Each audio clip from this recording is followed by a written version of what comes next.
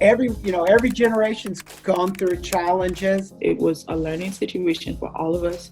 The last time I had an experience like this was in the wake of the financial crisis in 2008. There's so much uncertainty. We plan to be back to face, but we're also planning to be virtual. We have to come to a realization that for the next couple of years, life is going to currently be uncertain. We're going to be living for we don't know how long in a virtual world. We all kind of panicked at first when we realized that we had to go online. But there were several faculty who said, you know what? We've got this. This is not going to prevent us from delivering them the educational experience that they need and they deserve. It's not a statement of that's not going to work.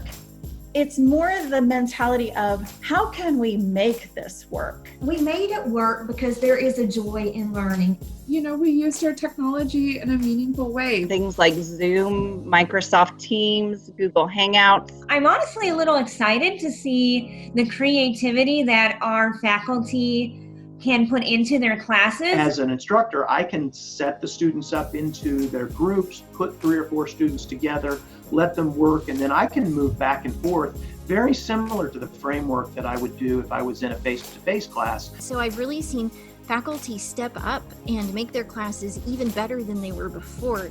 Even though we weren't face-to-face, I just took what we were going to do in class and put it online, and it worked. As a professor, you see pretty clearly that there are some ways that you can be very effective in that format. To really be experimental, to not feel constrained. I was so lucky. I had a wonderful group of students that were just as committed. Online learning takes a lot of self-motivation and discipline. Learning is not only what you make it, but learning is also what you're willing to do.